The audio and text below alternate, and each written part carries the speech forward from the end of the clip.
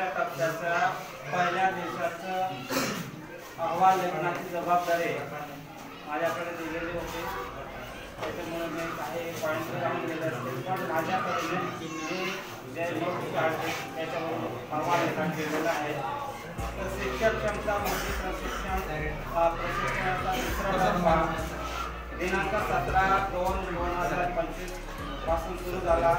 या प्रशिक्षणाच्या पहिल्या दिवशी व पहिल्या सत्रात श्री शिंदे सर यांनी राष्ट्रीय शैक्षणिक धोरणाची पार्श्वभूमी या मुद्द्यावर मार्गदर्शन केले।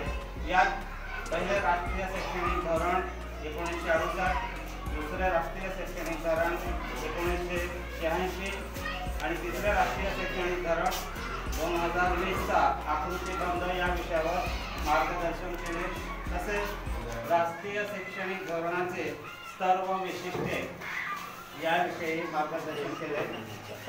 प्रशिक्षणाचे दुसरे सत्र श्री जयराम चौधरी सर यांनी घेतले। या सत्रात चौधरी सरांनी राज्य अभ्यासक्रम आराखडा या विषयावर मार्गदर्शन केले। यात पायाभूत स्तर, राज्य अभ्यासक्रमाची तत्त्वे, पंचकोश विकास तसेच शिक्षणाची लक्ष्ये, ध्येय, क्षमता व अध्ययन, निष्पत्ती, भाषा, साक्षरता, अनुदेश, मार्गदर्शिका, लेखन, गणित, मूल्यांकन, उद्देश याविषयी मार्गदर्शन केले। तसेच प्रशिक्षणाचे तिसरे सत्र श्री विनय कुमार पाटील सर यांनी घेतले। याच पाटील सरांनी घटक क्षमता आधारित अध्ययन व अध्यापन प्रक्रिया या विषयावर मार्गदर्शन केले।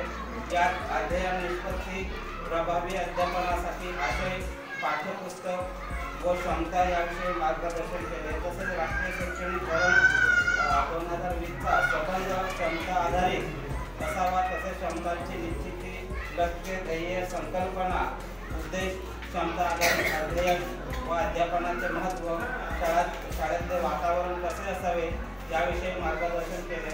तसेच प्रशिक्षणाचे चौथे सत्र श्री जयराम चौधरी सर यांनी घेतले। यात शालेय शिक्षण 2026चा दृष्टिकोन, आरोग्य, कल्याण, लोकशाही, सामुदायिक सहभाग, आर्थिक सहभाग, सांस्कृतिक सहभाग, भाषा, गणित, कला शिक्षण, विज्ञान, आंतरशाखीय क्षेत्रे, शारीरिक शिक्षण व निरामयता, सामाजिक शास्त्र व व्यावसायिक याविषयी मार्गदर्शन केले।